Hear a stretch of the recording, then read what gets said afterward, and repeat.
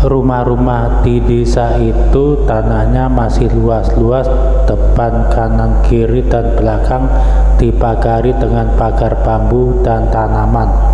Setelah Mama memandikan kami semua, Rizka, saya, dan Mas Hari disuruh menunggu dulu hingga Mama selesai mandi, kemudian kembali ke rumah bersama.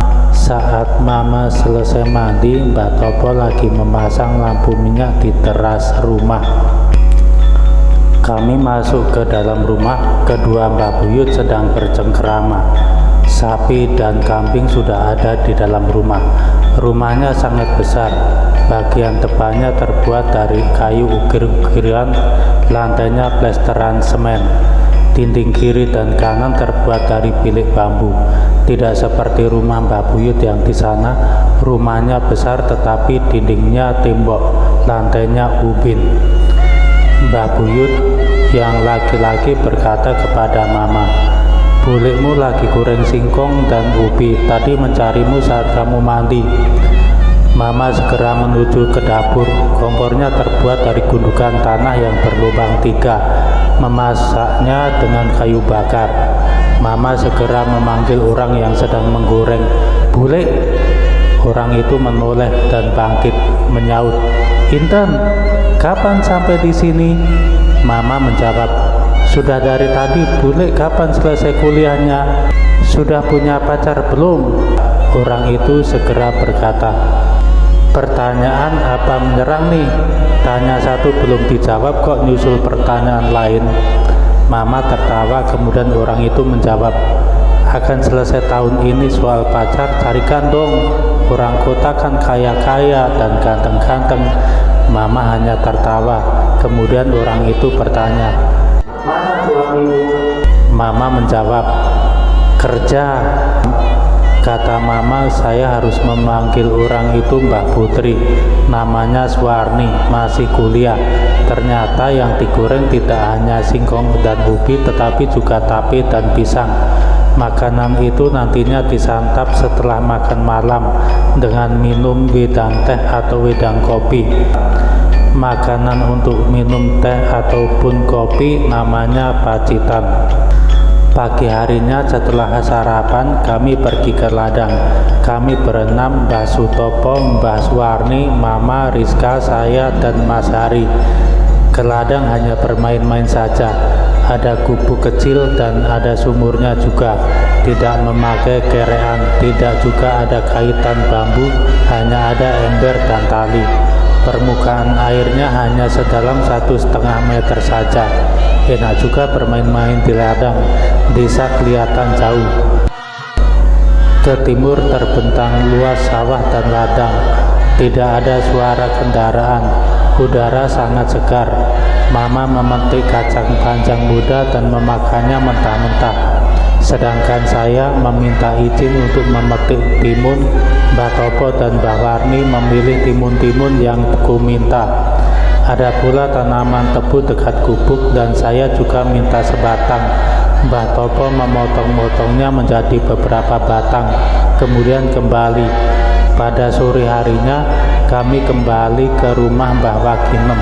Saat berpamitan, Mbah Warni segera memberikan sekantong beras, ketan hitam, 3 ekor anak ayam, katanya untuk Rizka, saya, dan Mas Hari. Tetapi Mama menerima satu saja, sebab katanya nanti takut kebanyakan. Kemudian kami segera kembali ke rumah Mbah Wakinem. Saat di perjalanan, kulihat orang sedang membakar sesuatu di bawah pohon beringin. Pagi hari kami akan pulang.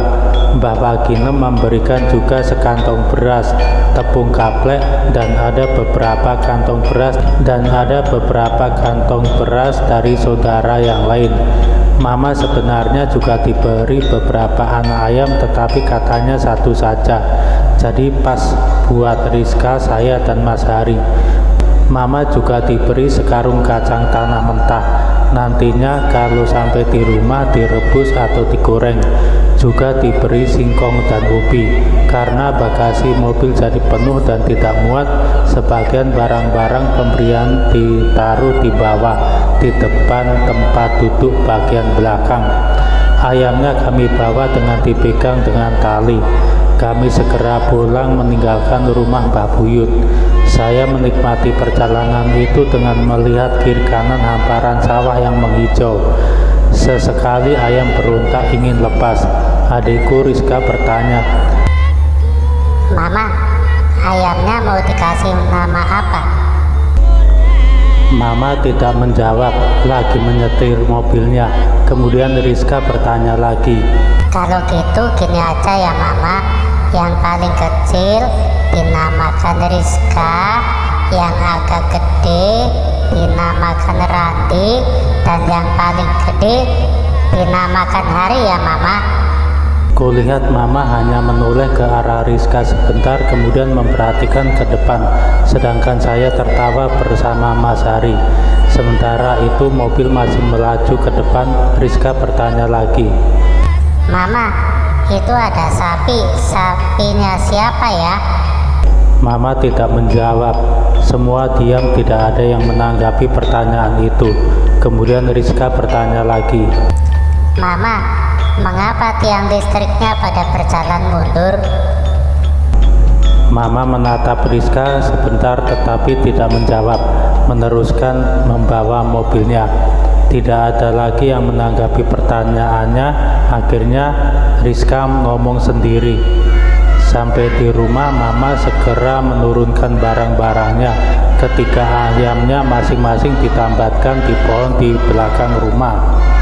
Mama merebus kacang. Setelah matang, Mama memberi setumbuk kacang rebus ke Mbok Dimarto, tetangga sebelah rumah. Anaknya Mbok Dimarto yang laki-laki ada Mas Suroto, Mas Pitono, dan Mas Sumardi. Yang perempuan Mbak Hartini dan Mbak Sumiati. Saya mengikuti bersama Mas Hari dan Rizka. "Dari mana anak-anak?" tanya Mbok Dimarto.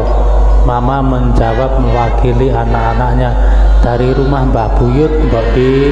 Sementara itu Mama berbincang-bincang dengan Mbok Dimarto. Saya bermain-main dengan anak-anaknya Mbok Di. Mas Sumarti dan Mas Suroto sudah besar. Kulihat ada ibu-ibu dengan celana jeans, memakai sepatu hat tinggi, bajunya pendek sekali, perutnya kelihatan, bajunya tidak berlengan, memakai bedak, bibirnya merah, pakai anting, rambutnya pendek, berjalan ke belakang melalui samping rumah, diikuti bapak-bapak. Mama segera berpamitan, kemudian mengambil kacang rebus lagi untuk diberikan ke tetangga lainnya.